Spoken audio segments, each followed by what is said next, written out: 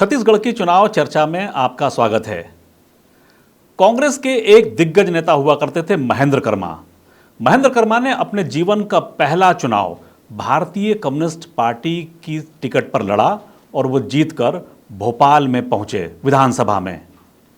आज हम छत्तीसगढ़ की ऐसी पार्टियों पर चर्चा करने वाले हैं जो इन दो पार्टियां भाजपा और कांग्रेस पर असर डालेंगी। हमारे साथ बातचीत करने के लिए वरिष्ठ पत्रकार और छत्तीसगढ़ अखबार के संपादक सुनील कुमार उपस्थित हैं। सुनील जी नमस्कार। नमस्कार आलोक। पिछली बार की बातचीत हमने जहां छोड़ी थी वहीं से हम इस बातचीत को शुरू कर रहे हैं जी। पिछली बार हमने सर्व आदिवासी समाज पे बात की थी, बाकी पार्टियों के पे चर्चा की थी, राकपा का क्या हाल था उस पर बात की थी।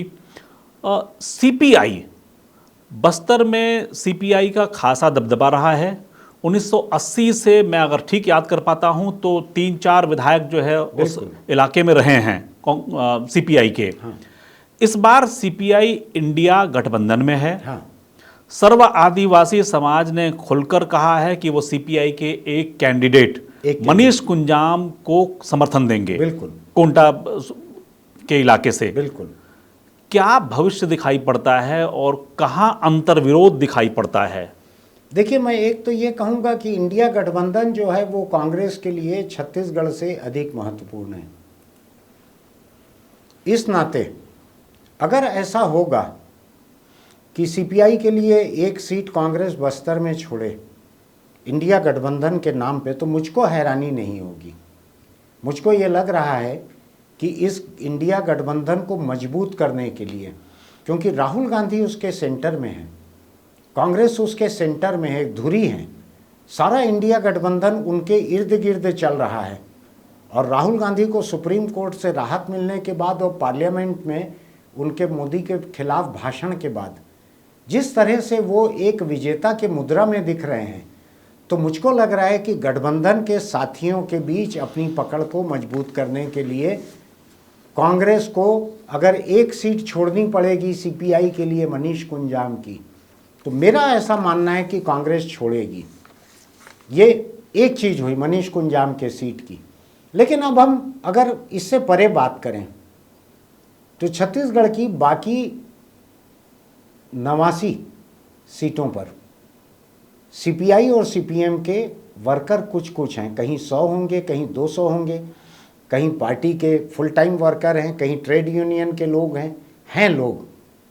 ये लोग हर हाल में इंडिया गठबंधन का साथ देंगे चुनाव में, इस चुनाव में जहाँ पे सामने कोई विकल्प नहीं है। सामने विकल्प दो हैं, एक भाजपा है, एक आम आदमी पार्टी है, एक कांग्रेस है। लेकिन लेफ्ट के लिए इतना विकल्प रहेगा। लेकिन इन तीनों में अगर हम देखें तो वो ऐसे को वोट देना चाहेंगे जो बीजेपी को हरा सके, दुश्मन नंबर 1 को। केजरीवाल लेफ्ट का दुश्मन नंबर 1 नहीं है, तो वो केजरीवाल को वोट देकर उसको खराब नहीं करेंगे। लेफ्ट जो है, मेरा ऐसा मानना है, लेफ्ट का वोट कांग्रेस को जाएगा छत्तीसगढ़ में थोड़ा बहुत। क्योंकि देखिए पिछली बार का जो अनुभव है, हाँ। पिछली बार विधानसभा में 7 उम्मीदवार खड़े हुए थे सीपीआई के, और सीपीआई के 7 में से 6 उम्मीदवारों की जमानत जब्त हो गई थी। हाँ। अकेले मनीष कुंजाम थे जिनकी जमानत जो है बच पाई थी। हाँ, लेकिन पिछला चुनाव जो आप बोल रहे हैं उसमें इंडिया जैसा कोई गठबंधन नहीं था। यूपीए उस समय खत्म हो चुका था। लेकिन इंडिया का पूरा कॉन्सेप्ट मुझको लगता है कि लोकसभा के चुनाव के लिहाज से जो है ये तैयारी की गई है। उसको मजबूत तो अभी से करना पड़ेगा सब जगह। उसको संसद में मजबूत किया गया। लोकसभा चुनाव दूर है, लेकिन दिल्ली के बिल पे पिछले एपिसोड में हमने चर्चा की। दिल्ली के विधेयक पे कांग्रेस पार्टी ने अपनी पहली घोषणा के खिलाफ, अपने स्थानीय नेताओं के खिलाफ जाकर उसने राज्यसभा में वोट दिया केजरीवाल के साथ में। तो केजरीवाल और राहुल गांधी या कांग्रेस का ये जो नया गठबंधन है, ये लोकसभा चुनाव को देखते हुए, अभी तो कोई और चुनाव है नहीं दिल्ली में, तो आप ये मान के चलिए कि लोकसभा के पहले जितने चुनाव जिन राज्यों में होने हैं उसमें इंडिया नाम के गठबंधन के बीच एक बेहतर तालमेल आपको देखने मिलेगा। आपको तेलंगाना में, मध्य प्रदेश में, राजस्थान में, मिजोरम में, सब जगह कुछ न कुछ फर्क आपको दिखेगा। सीपीआई से बाहर हम आते हैं। बसपा ने पिछले चुनाव में 35 सीटों पे चुनाव लड़ा था जी। 35 में से 2 जीत के आए थे। हाँ।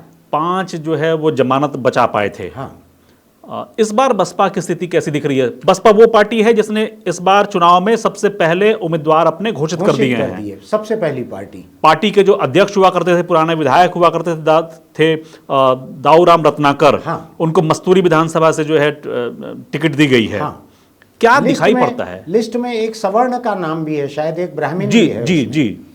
देखिए, पिछले चुनाव की बात अगर हम करें तो बसपा और जोगी कांग्रेस ने मिलकर गठबंधन में चुनाव लड़ा था। जी, ठीक है, बसपा को भी मालूम था कि उतने सीटों पे नहीं जीतने वाली है, लेकिन राष्ट्रीय पार्टी का दर्जा बचाए रखने के लिए 4% जो वोट लगते हैं, इसलिए भी पार्टी बहुत सारे चुनाव लड़ती है। कई बार दबाव के लिए भी खड़े किए जाते हैं, लेकिन हम ये मान लेते हैं कि जो 9 लोग हैं शायद अभी पहली लिस्ट में जी, बसपा के, ये 9 को लेके पार्टी गंभीर है, इसलिए उसने सबसे पहले लिस्ट घोषित कर दी इन 9 लोगों की।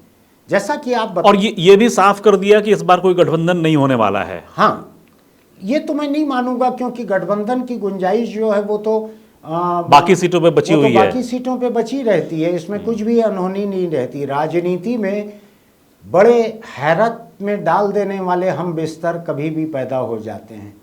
कब कौन किसके साथ सोने लगे इसका कोई ठिकाना नहीं रहता है। तो मैं अभी उस संभावना को खत्म नहीं करता हूँ, लेकिन बसपा ने जो कैंडिडेट खड़े कर दिए हैं 9 कैंडिडेट, ये जाहिर तौर पर उस पार्टी की फर्स्ट चॉइस है, उसकी सबसे मजबूत सीटें हैं। इनमें से कुछ सीटों पे बसपा के विधायक अलग अलग समय पे अभी भी है, अभी भी है, इस और लिस्ट में रहते भी भी है। आए हैं। इन सीटों पे पिछला चुनाव उन्होंने हारा था तो उसके पहले जीते हुए हैं कभी कभी पे जी। तो उनका एक बेस बना हुआ है वहाँ पे। बसपा को मैं इसलिए गंभीर मानता हूँ कि दलितों को बीजेपी बहुत बुरी तरह उपेक्षित करके चल रही है छत्तीसगढ़ में, बहुत बुरी तरह। और कांग्रेस पार्टी जो है उसने भी दलितों का विश्वास कुछ हद तक खोया है। यहाँ मुझको कोई दोनों बड़ी पार्टियाँ जो हैं इनका प्रो दलित कोई स्टैंड मुझको नहीं दिख रहा है। भाजपा तो खासकर दलितों की उपेक्षा करते दिख रही है। मैं इसलिए इस बात को कह रहा हूँ कि इस पार्टी ने साल भर पहले जब अपना अध्यक्ष बदला, नेता प्रतिपक्ष बदला, दोनों ओबीसी के थे, कोई दलित आदिवासी नहीं था। अभी जब उन्होंने 2 राष्ट्रीय उपाध्यक्ष बनाए तो एक ब्राह्मण को बनाया और एक आदिवासी लता उसेंडी को, इन 2 को बनाया। इन 2 को बनाने का मकसद शायद रमन सिंह के कद को काट देना था, जो कि यहाँ से अकेले राष्ट्रीय उपाध्यक्ष थे। लेकिन हम उसकी बात छोड़ें, आप भाजपा के पदाधिकारियों में एक भी प्रमुख दलित का नाम भी नहीं बतला सकते। तो मुझको लगता है कि दलितों के बीच इस चुनाव में इस बात को लेकर नाराजगी होगी इन दोनों बड़ी पार्टियों से। और आपको एक चीज़ और याद होगी, पिछले चुनाव का वो चर्चा करना जरूरी है। जोगी ने जिस तरह से दलित समाज के एक धार्मिक प्रमुख को लेकर कांग्रेस के खिलाफ एक अभियान चलाया था, और जिसके बारे में ये चर्चा थी कि डॉक्टर रमन सिंह मुख्यमंत्री रहते हुए भाजपा की तरफ से उस अभियान की फंडिंग कर रहे थे। उसके लिए हेलीकॉप्टर का इंतजाम किया गया था, खासी बड़ी रकम का लेन देन होता था। मेरी व्यक्तिगत जानकारी यह है कि जो रकम लेके रमन सिंह के तरफ से जोगी की तरफ जाते थे वो मेरे परिचित थे एक, तो इतनी मेरी व्यक्तिगत जानकारी थी। तो ये फंडिंग हुई थी ऐसी कांग्रेस के खिलाफ एक अभियान चलाने के लिए। मैं नहीं जानता कि भाजपा इस बार ऐसा कुछ करेगी कि नहीं करेगी, हो सकता है कुछ ऐसा कर दे। अब अजीत जोगी नहीं हैं। पिछले चुनाव में जनता कांग्रेस ने 57 सीटों पे अपने उम्मीदवार खड़े किए थे। हाँ। और 5 लोग जीत कर आए थे। जी। पहली बार इस राज्य के इतिहास में पहली बार ऐसा हुआ कि कोई तीसरा दल जो है वो इतनी बड़ी संख्या में जिसने वोट पाए हों और इतने विधायक जो है जीत कर आए। आप एक चीज देखिए, ये पार्टी जिसने 90 सीटों पे बसपा के साथ मिलकर चुनाव लड़ा, 57 सीटों पे इन्होंने अपने कैंडिडेट खड़े किए थे। हाँ। और 34 सीटों पे 35 सीटों पे बसपा ने खड़े किए थे। अब आप देखिए 5 जीत कर आए जी। इस 5 में से 2 परिवार के थे, ठीक है जी। 2 लोग परिवार के ही थे, 3 लोग बाहर के थे। आज परिवार में रेणु जोगी अकेले रह गई हैं विधायक, पार्टी में भी, और बाकी जो थे पार्टी के बाहर के, देवव्रत ने अपने रहते रहते अमित जोगी के खिलाफ पर्याप्त नाराजगी जाहिर की थी, पार्टी छोड़ने का कारण बताया था अमित जोगी को।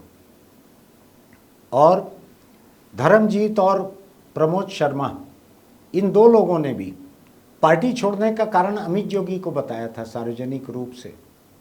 आज अमित जोगी के पास अपनी पार्टी के भीतर छवि नहीं है, विधायक नहीं है, एक माँ है उनकी विधायक जो उनके साथ हैं, पूरी तरह से रहेंगी, हर माँ रहेगी।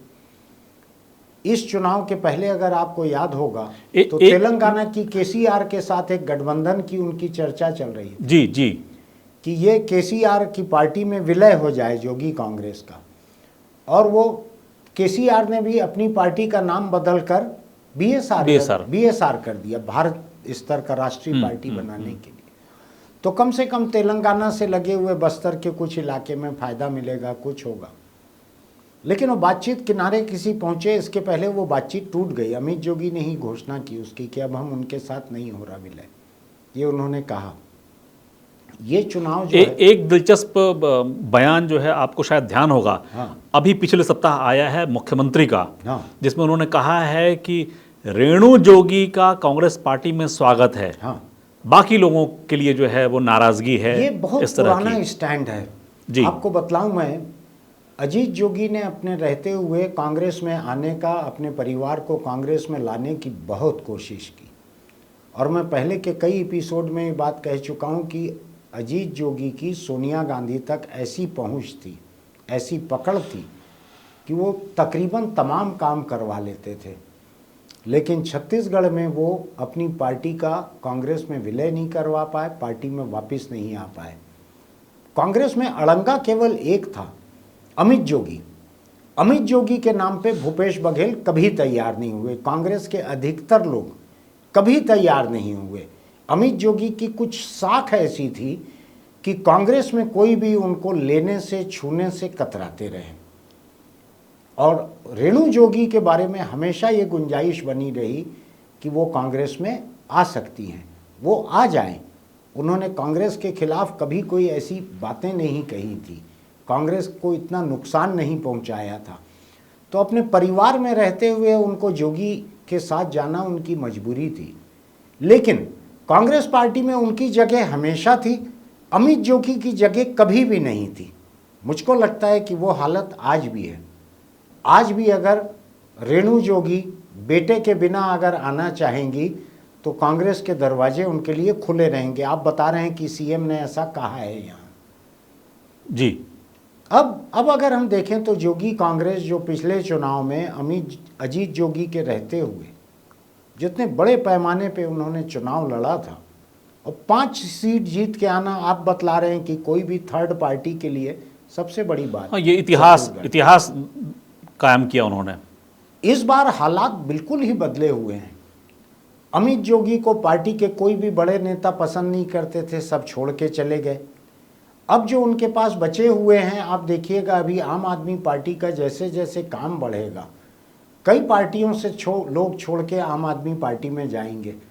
मुझको ऐसा लगता है जोगी कांग्रेस छोड़ के भी बहुत सारे लोग आम आदमी पार्टी में जा सकते हैं, जो कांग्रेस भाजपा दोनों में जाना नहीं चाहते।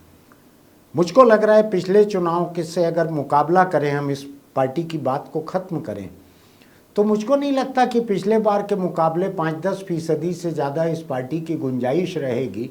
ये ज़रूर हो सकता है कि रेणु जोगी और उनकी बहू ऋचा जोगी, ये 2 लोग चुनाव लड़ें, ये 2 लोग चुनाव जीत जाएं, तो 2 विधायक की ये पार्टी बन सकती है।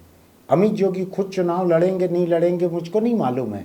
मुझको अभी ये भी ठीक से याद नहीं है कि उनकी जाति का विवाद वगैरह जो चल रहा था सुप्रीम कोर्ट में, दूसरी अदालतों में, वो कहाँ पहुँचा है, मैं अभी ठीक से उसको ट्रेस नहीं कर रहा हूँ, मैं उसका पीछा नहीं कर रहा हूँ, तो मुझको याद नहीं है।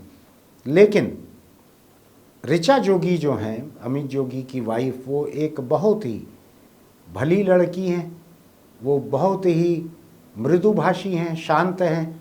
और मुझको कहने में कोई हर्ज नहीं है, यहाँ छत्तीसगढ़ में बहुत लोग जानते हैं कि ऋचा के पिता जो हैं प्रवीण राज साधु, वो मेरे बहुत करीबी दोस्त रहे। ये मेरे गोद में खेली हुई है मेरे बेटे के साथ, ये बहुत करीब रही हुई है ये बच्ची मेरे, ये अच्छी लड़की है, ये दो लोग जो हैं ये इस परिवार से विधायक बन सकते हैं। तो अगर कांग्रेस में दाखिला नहीं होता है, कांग्रेस भी हो सकता है इन दो को टिकट देने के एवज में इनको ले ले, लेकिन अमित जोगी का क्या होगा मुझको नहीं मालूम। तो कुल मिलाकर जोगी कांग्रेस, दो विधायक की कांग्रेस, दो विधायक की पार्टी अगले चुनाव में हो सकती है, उससे ज़्यादा नहीं। 38 सीटों पे पिछली दफा गोंडवाना गणतंत्र पार्टी ने अपने उम्मीदवार खड़े किए थे, 2 की जमानत जो है वो बच पाई थी। हीरा सिंह मरकाम बड़ा कद था पूरे राज्य में, राज्य से बाहर भी, मध्य प्रदेश में, महाराष्ट्र में, आंध्र प्रदेश के इलाके में, जिसको गोंडवाना हिस्सा कहते हैं, बिल्कुल वहाँ उनकी सक्रियता थी। उनको आदिवासी समाज बहुत सम्मानपूर्वक याद करता है आज भी। उनके निधन के बाद पहली बार पार्टी चुनाव मैदान में उतरेगी। आदिवासी वोट जो हैं जिनके भरोसे गोंडवाना पार्टी लड़ती थी, लड़ेगी। दलित वोट जो है वो तो बसपा के, उनकी फर्स्ट चॉइस हो सकती है, वो तो गोंडवाना को नहीं देंगे। गोंडवाना को आदिवासी वोटों का ज़्यादा भरोसा रहता था जी। आदिवासियों के बीच सर्व आदिवासी समाज एक ज़्यादा बड़ा प्लेटफॉर्म बन के आया है। और नेताम ने व्यक्तिगत बातचीत में मुझको बताया है कि उन्होंने गोंडवाना के लोगों से कहा है कि अलग अलग अपनी ऊर्जा, अलग अलग ताकत खत्म न करें, आ जाओ हम लोग मिल के लड़ते हैं आदिवासी मुद्दों पे। तो नेताम की तरफ से गठबंधन का गोंडवाना को ऑफर है, ये नेताम ने खुद ही मुझको बतलाया है आपसी बातचीत में। ये पहली बात हो गई। दूसरी बात जो मैंने आपको कहा कि छत्तीसगढ़ में ईसाई बने हुए आदिवासियों का मुद्दा एक बड़ा मुद्दा है। गोंडवाना की दखल जो है वो ईसाई बने हुए आदिवासियों में मुझको नहीं दिखती है, मुझको बाकी आदिवासियों में इनकी पकड़ दिखती है। हाँ, लेकिन बहुत सारी सीट ऐसी है, कोरबा के इलाके में, पाली तानाखार में तो वो दूसरे नंबर पर रहे ही हैं। हाँ। इसके अलावा बस्तर के इलाके में भी जो है 17,000 18,000 वोट जो है उनके कैंडिडेट को मिलते रहे हैं। हाँ। तो एक बड़ी भूमिका, तो निर्णायक भूमिका उनकी रहती है। हाँ, लेकिन मेरा ये मानना है कि आदिवासी वोट इस बार बट रहे हैं। आदिवासी वोट 2-3 तरफ बटने जा रहे हैं और मैं नहीं जानता कि आम आदमी पार्टी की कोई घुसपैठ होगी कि नहीं आदिवासी इलाकों में। उनके अध्यक्ष आदिवासी हैं, उनका अध्यक्ष आदिवासी है, कोमल हुपेंडी जो है वो भानु प्रतापपुर का कैंडिडेट रहा हुआ है। वो उसी सीट से हारा था चुनाव पिछली बार जी, वो वहीं का रहने वाला है। तो मुझको याद है बहुत अच्छे से, कोमल हुपेंडी जो है, कोमल हुपेंडी मुझको याद है बहुत अच्छे से कि मनोज मंडावी वहाँ से विधायक थे, जो डिप्टी स्पीकर भी बने बाद में। उनका यानी असामयिक उनकी मृत्यु हो गई, बाद में उनकी पत्नी बाई इलेक्शन में विधायक बनी। तो ये खुद मनोज मंडावी ने मुझको कहा था कि अगले चुनाव में हो सकता है आम आदमी पार्टी की पकड़ बढ़े। मुझको रूबरू कहा था, भानु प्रतापपुर में ही कहा था इस बात को। उन्होंने आदिवासियों के बीच बेचैनी का भी जिक्र किया था, शायद मैं पहले बोल चुका हूँ इस बात को। आदिवासियों के बीच सिलगेर से लेके हसदेव तक आदिवासियों की बेचैनी का जिक्र किया था और कहा था कि इस बार परेशानियां रहेगी हमको, आदिवासियों के बीच पार्टी को दिक्कत रहेगी। ये अपने जीते जी उन्होंने कहा था। उस वक्त तो उनको कोई आशंका भी नहीं थी उनको कुछ होगा। वो हट्टे कट्टे दिन भर मेरे साथ चलते फिरते थे उस दिन वहाँ। चुनाव की कोई बात भी नहीं थी उस समय, चुनाव भी बहुत दूर था और व्यक्तिगत बात हम कर रहे थे पर्दे के पीछे। तो ये उन्होंने मुझको कहा था। अब मुझको ये समझ में नहीं आ रहा है कि आदिवासी ताकतें अगर 2-3 तरह की सक्रिय रहेंगी आदिवासी बेल्ट में, तो इन वोटों का बंटवारा किस तरह से होगा। जो आपने कहा एक बात कि इस पार्टी का जो नेता था सबसे बड़ा, वो इस चुनाव में नहीं है, ठीक वैसे ही जैसे कि जोगी पार्टी का नेता इस चुनाव में नहीं है जी, ऐसे ही ये नेता भी इस चुनाव में नहीं है। दोनों करिश्माई नेता अजीत जोगी और हीरा सिंह मरकाम दोनों इस चुनाव में अनुपस्थित हैं। तो उन पार्टियों को इसका नुकसान खामियाजा तो होगा। ये कांग्रेस और भाजपा जैसे नहीं है जिसमें 2-2 दर्जन नेता हैं कि ये हटे तो दूसरा तैयार है, ऐसा नहीं है इस पार्टी में। इस पार्टी में कोई जय बीरू वगैरह नहीं है। ये जय की ही पार्टी थी, वो बीरू की पार्टी थी, आज वो दोनों नहीं है। इस किस्म की नौबत है। तो मैं अभी गोंडवाना के बारे में ये अंदाज़ लगाना मेरे लिए थोड़ा मुश्किल है कि इस पार्टी का रुख क्या होगा। लेकिन अगर आपको ध्यान होगा, मध्य प्रदेश में एक समय कोई ऐसी चर्चा हुई थी, कांग्रेस बसपा के साथ भी तालमेल कर ले, कांग्रेस गोंडवाना के साथ तालमेल कर ले, ऐसी मध्य प्रदेश में किसी ने ऐसी चर्चा की थी। मैं नहीं जानता कि छत्तीसगढ़ में आज कांग्रेस जो कि आत्मविश्वास से भरी हुई है, कुछ लोगों का कहना है कि शायद वो अति आत्मविश्वास से भरी हुई है। मेरा कोई अलग से कोई अंदाज इस बारे में नहीं है। ये किसी भी तरह से किसी को और छूना चाहेगी क्या? क्या ये सीपीआई के लिए सीट छोड़ेगी? क्या ये गोंडवाना के साथ कुछ सीटों पे लड़ेगी? क्या ये आम आदमी पार्टी के साथ कुछ तालमेल करेगी? क्या ये जोगी कांग्रेस के किसी को दाखिला दे देगी, रेणु जोगी और ऋचा जोगी को? ये अभी कांग्रेस जो है, कांग्रेस तो अभी 80 सीटों की बात कर रही है, तो जो जिसकी 80 सीटें हैं उसको किसी से तालमेल की ज़रूरत नहीं रहती। तो अभी ये बाकी सब पार्टियां ये मुझको फ्रेगमेंटेड दिख रही हैं, अलग अलग। आपने जो आदिवासी सीटों की बात की उसमें सर्वादिवासी समाज, गोंडवाना गणतंत्र पार्टी, आदि दल, हाँ, सर्व आदि दल और ये जो बाकी पार्टियों के अलावा मैं ये मान के चल रहा हूं कि सर्व आदिवासी समाज की ओर से छत्तीसगढ़ की जो सरकार है वो कोशिश करेगी कि वो 2 हिस्सों में बटे। हाँ, इसकी गुंजाइश मुझको दिखाई पड़ती है। अभी मैंने पिछले हफ्ते ही एक प्रेस नोट देखा कि सर्व आदिवासी समाज का प्रतिनिधिमंडल मुख्यमंत्री भूपेश बघेल से मिला। अभी पिछले हफ्ते का प्रेस नोट है।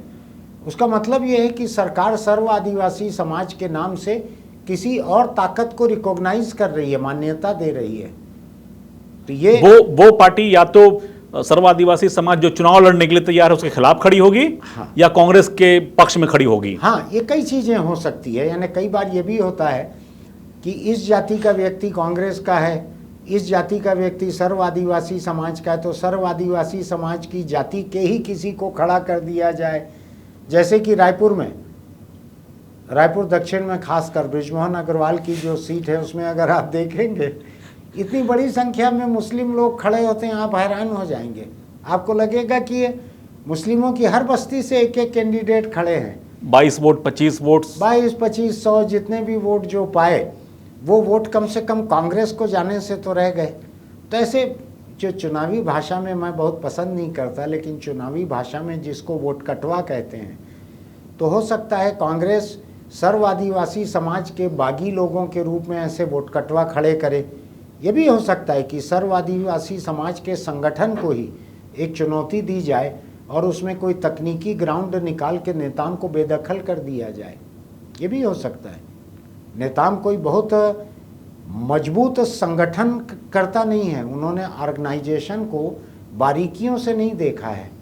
वो केवल अपनी एक पुरानी साख को लेकर चल रहे हैं, एक इरादे को लेकर चल रहे हैं कि आदिवासी समाज पे जितने तरफ से हमले हो रहे हैं हमको लड़ना है उसमें अच्छे से, हमको आदिवासियों के मुद्दों को उठाना है।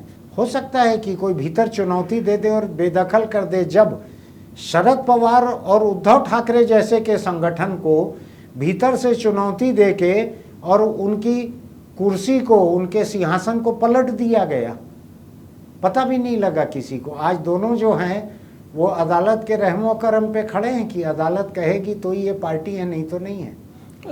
लेकिन वहाँ का परिदृश्य अलग था और वहाँ जो पार्टी थी बीजेपी, उसकी प्रमुख भूमिका थी। छत्तीसगढ़ में तो बीजेपी खुश होगी, शायद बीजेपी खुश होगी, लेकिन आप महाराष्ट्र की बीजेपी के मुकाबले छत्तीसगढ़ के भूपेश बघेल को कमज़ोर नहीं आंक सकते।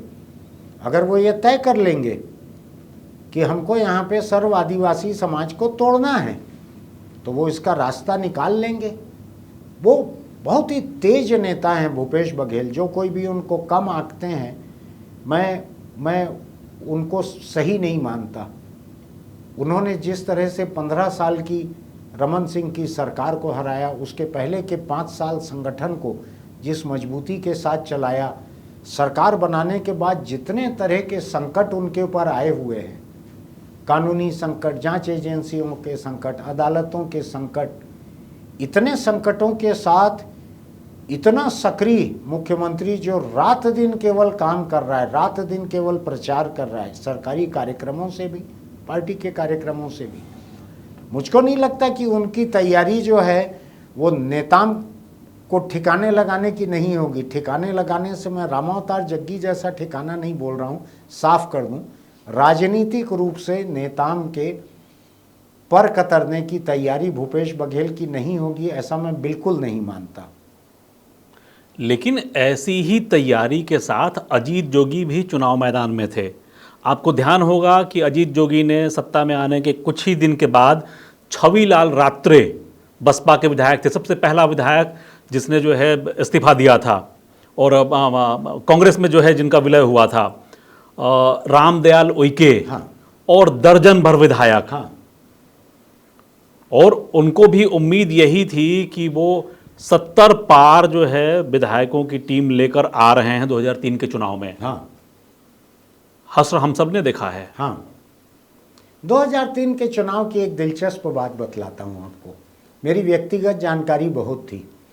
जो RLS यादव थे, जो एडवाइज़र थे मुख्यमंत्री जोगी, पूर्व डीजीपी एडवाइज़र, चुनाव तक वो एडवाइज़र थे, सैलरीड थे वो, लेकिन काम राजनीतिक करते थे। मेरे दोस्त थे वो, मेरा उनसे बहुत उठना बैठना था, शरीफ इंसान थे वो। यहाँ पे यादव बहुत सारे कैंडिडेट खड़ा करना चाहते थे, बहुत सारे नाम उन्होंने छांट लिए थे और जोगी को दिए थे कि ये लोग जीतेंगे चुनाव।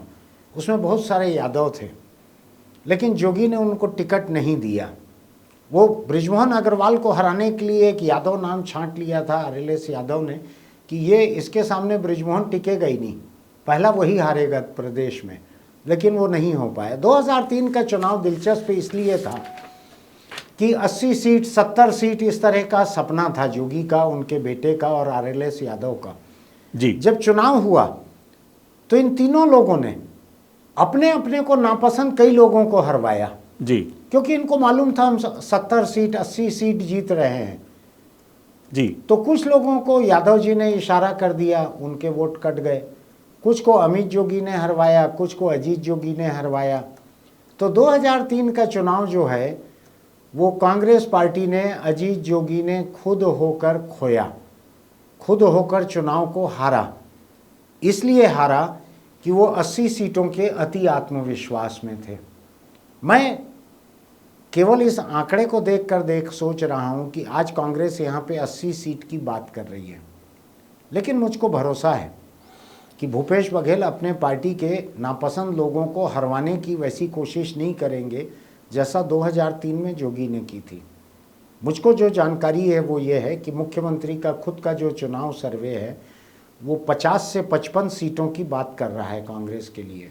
महीने भर पहले तक का मुझको मालूम है, 50 से 55 सीटों का।